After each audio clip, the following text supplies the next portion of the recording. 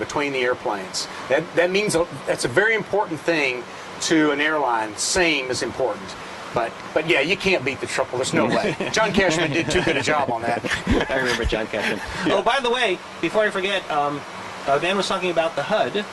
We will, just for you to hang on, we will land the airplane when we're done. We won't land at Beijing, we'll land at Boeing Field, but we're going to land the airplane. Yep. Another question, though, Dan. Okay. How much commonality is there between the 777X and the 787? Do you have to train differently for the X if you're already qualified on 777 or 87? Can you talk a little bit about that? You bet. So if you're familiar with the 87, the layout is basically the same. They have the same big flat screen that we do. They don't have touch screen, but they probably will eventually. So the layout, the geometry is almost the same. So any pilot coming from that airplane will look at this and go, oh, I know where this is, that is. The buttons are all in about the same place. The overhead panel is similar.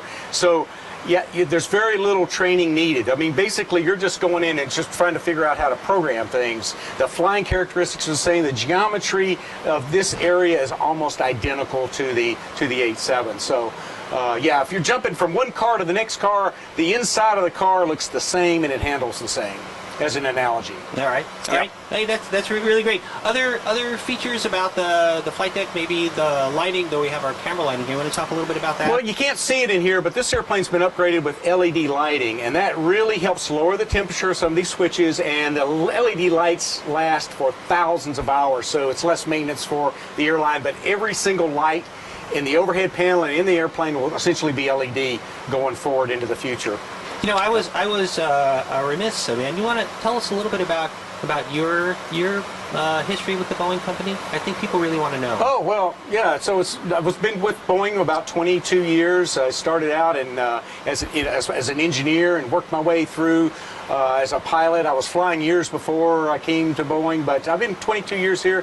I was on the 87 program and all the 777 programs in that time. You know, the standard stuff. Can fly everything the Boeing company has built. Yeah. Great. Standard, yeah, for Boeing pilot.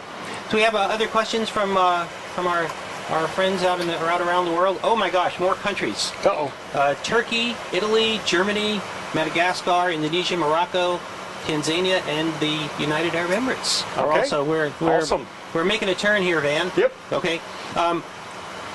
So now, I guess, are there any other features in terms of the hardware we have here on our center console that's a little bit different? Yeah, so one thing the airplane has internally is a system called P-Beta, and what that does is it compensates for a lot of airplane failures, like an engine failure, and it makes training very simple. In the older airplanes, you had to use your foot a lot if you had an engine out condition, and in this airplane, it automatically compensates for that kind of failure. So the pilot can literally just steer. He has time to think about the emergency procedures, getting on the runway. He doesn't have to worry so much about what he's doing with his hands and his feet. The airplane automatically compensates for all of those things. And a lot of that software was developed on the 87, and then we included it in this airplane to give it kind of an upgrade over the 777. Cool. Good question. Why? So you showed us the touch screens before? Yep. So why touch screens? What was the philosophy behind adding touch screens? So the big thing is it really meets our customers' expectations going in the future. I mean, if you have a screen now, you expect to be able to touch it. Whether it's in a car, on a phone, on an iPad, you expect to be able to touch it. Customers have that same expectation. But the really cool thing is there's no training required. You just say it's touchscreen, and the guy can go in there and figure it out without really any foreknowledge in what to do. He just starts programming. So that's remarkable change in technology. But looking forward into the future, the things I can't even think about 5, 10, this technology changes so fast. We've given that design space for the technology that we can't even think of in 5, 10 years down the road, and what guys will come up with for touch. So we just said, here's your sandbox, go.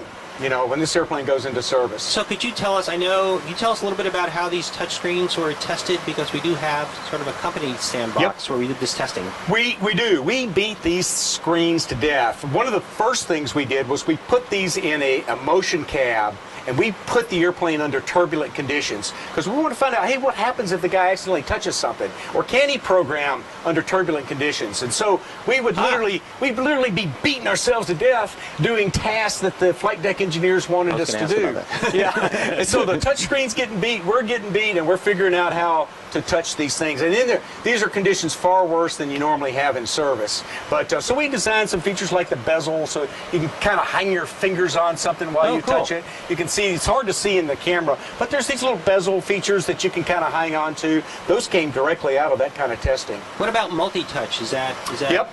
So multi-touch is on is in this design space. You put your fingers on the area of interest and you can spread it just like an iPhone. Oh. Yeah, so multi-touch is part of this program. Yep. We've got that built in. Great. Other questions, Karen? So we're headed over to Beijing. We are. I don't know when. Sorta. Via Boeing Field. We want to make sure. We want to make sure we land on time. I don't know when you want to start the approach. But you know what? You told me something while we were getting ready about the actual physical cab, the physical structure that we're in. You want to tell everyone out there a little bit about that? So it's kind of a cool inside feature, and it's why you're here. You get this inside knowledge. What we're sitting in actually came off a real airplane. It was one of the very first airplanes that we delivered to Emirates. So all the outer primary structure, we literally found the airplane in the desert. We bought it back, and we basically cut the nose off the airplane, and we shipped it to Boeing Field. And then we disassembled it and put it in this spot, and we started plugging in all the new stuff. But this literally was an airplane that flew for years and years and years with an airline, Emirates. Yeah. Pretty cool. Inside data. So we're cruising along. I know we've increased the use of composites in the flight deck. Can you tell us a little bit about that? Well, so not so much in the flight deck, but we did utilize composites for the airplane wing. The airplane wing is essentially all composite now, so there's a lot of utilization there. There's other various parts and features. But in the flight deck, mostly it's the flat screen displays, an upgrade in some of the avionics, and then the software that drives the airplane. But they're not a huge use of composite materials here. There will be some composite shielding and so forth that you can't see, not installed yet, that will come in later as the cab gets finished. Well, Van, I looked at my watch, and we want to be on time to Beijing. Okay. So I think you want to land? Let's. Well, I don't want to land because I'm having too good of a time. But let's start the landing sequence. Okay. Well, I'm going to put you to work. If that's okay. I'll try. Put the gear down. That'd be the first thing. Yeah. It's like really cool. This is a check ride for you, by the way. Gear down. All right. So we're going to make a left-hand turn right now. Boeing Field is right over here to my left, so I'm going to turn the airplane all the way around and go over there. Now, if you'll move the flaps to 20. Flaps 20. Yep. Okay. And that'll get us set up for an approach configuration. So this is my speed control. I'm going to dial that back to 174. There goes the auto throttle, right? That's right. So notice I'm not touching any of this. It's all automated. Really, I just spin some buttons and dials, and you do all the work. That's the way it should be. So we could have gone to Beijing, but we're a little short on time. Van's got some work to do, so we're going to head back to Boeing Field. Don't tell my boss. I'm not here goofing off. So I'm going to use touchscreen. I'm going to move one of these fixes to the top up here, and I'm going to hit execute. That's it. Now I've programmed the 3 steps. I programmed the route into Boeing Field. I'm done. My job is finished. I've programmed the route. I've selected approach, and the airplane's going to make a right-hand turn and land at Boeing Field. I'm not going to touch anything. Even though you're done, don't go anywhere. Right. So now, if you'll select the landing flap, that's flap 30. Flaps 30. Yep. Okay. Flaps 30. We'll put a speed in here, and I guess we don't have a huge amount of time to check a checklist, but I've got the airplane set up. I've armed the speed brake. That little message comes up. So are we doing an auto land? If you want to, or you can land it. No. Oh, no. Thanks, Van. Oh, come on. I think it'll be okay. I think we'll let the airplane and you do the work. Yeah. Well, I've got it set up for an auto land, but you know, I hate to give up a landing of any kind. Go for it. My buddies will tell me. So Boeing Field is actually right on the nose now, and we've captured what's known as the localizer. That's the directional course into the field. And now we're going to, actually I'm just going to turn the autopilot off here for a bit, and we'll just make a we'll just aim at the field. I just want to show you how simple this is. Okay. So notice the throttle's coming back, and I'm not really working or steering or anything like that. I've got the field on the nose, and I'm actually right now I'm just looking through the HUD, and I just align the airplane symbology with the landing zone, and it just let it fly itself right to the ground. Okay. Yep. And I got time here. I'll go ahead and set the auto brake. The system will automatically brake for me on touchdown. So when the airplane hits the ground, what kind of things will we see with the thrust reversers? So what will happen is the speed brake will come up automatically. Okay. And then I'll use the thrust reversers to reverse the thrust of the engine to help slow the airplane down just a little bit. And that's really all there is to it.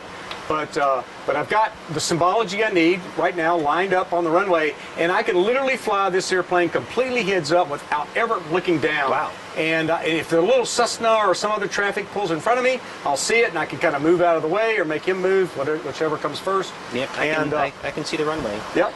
So Van, would you consider this a simulator in terms of how it works in terms of training pilots, or is it more than just a simulator? You can train pilots in this. This is more than just a simulator. It's got a lot of engineering features you don't have in a simulator, but you can train pilots in here. In fact, we've done a lot of training, and we will do a lot of training when it comes to the major program. All We'll right. have guys in here practicing maneuvers. We'll have customers in here getting some early experience, and they give us feedback too. But notice, look, I'm not. The You're not airplane's doing in anything. manual mode. We're getting kind of close to that runway there, It's Van. right there. It's really easy. I don't know if you can see that on the camera, but I'm going to trust Van. There's the runway. So flying this thing is actually easier than flying a small airplane. And that was one of our goals. Here If we you go. come from a small airplane, you'll actually find this airplane easy to fly. Watch the console here. See, just heads up, and we're just about 120 feet, and we're going 160 knots or so. And right about here, I'll just kind of pitch up just a little bit. This throttle comes back automatically, and touchdown, the nose comes down, and I go into reverse thrust, the speed brake goes up, the auto brakes come on, we're done. That was pretty smooth. Yeah, I can go ahead. Yeah. Pretty easy. How can that be hard? So right now the airplane's auto braking on its own. It's just slowing down. The 3 TRs are up. The speed brake's up. It will come to a stop on the runway all by itself without any interaction from me. And if I'd done an auto land, I wouldn't have needed to touch any of these controls. But I can't hardly stand doing auto land. So I got a chance to fly, so I might as well go ahead and do it. Let me just say that was a totally great experience, and I hope for you folks out there that you had some flavor of what a great airplane this is to fly, and with a great flight, with a great chief pilot like Van, it's going to be terrific for our customers as well. Yeah, this is the fun part now. Do we have time for a few more questions, or? Oh, here's a non-pilot question. Will the cabin be similar as the 787 for passengers feeling better? Yes, it will be similar. We've taken a lot of the technology that we developed on the 87, and we've included that technology in this airplane. So yes, from a passenger cabin experience, it will be very similar. It's an upgrade actually over the 777, which was a pretty good. I mean, again, the 777 is a tough baseline to. Yep. So we have improved it, but it took a lot of effort. Yeah. So a few more questions, Van. If you have a couple minutes, you bet. We've landed. I know you may want to. We can take off again if you want. How many airplanes will be in the flight test program? We have 4 primary airplanes, and there will be a 5th and a 6th airplane we'll use intermittently. But we'll have 4 airplanes that are basically flying every day, all the time, for about 8 to 9 months. Oh, really? 8 to 9 months? Yep. Okay. Yep. Okay. That's the plan. So I think so we're just about out of time. For those of you that would like more information, you could go to Boeing.com. There's a reveal section. You can also sign up for email updates. I really hope that you enjoyed this time we had with Van. Van, I want to thank you for doing a stupendous job. You bet. And I want to thank the technicians from the ECAB and the ECAB itself for responding so beautifully. I know our customers are going to love the 777X. Hey, let me invite you back. When we get a real airplane, come back and I'll show you what we're doing with a real airplane. Okay, if we get a real airplane, we want someone else in the right seat besides you can me. do it. You did okay. Okay. All right. Thanks much. We'll be having more broadcasts on how we finish building and testing and flying and delivering the 777X. Cool. Take care.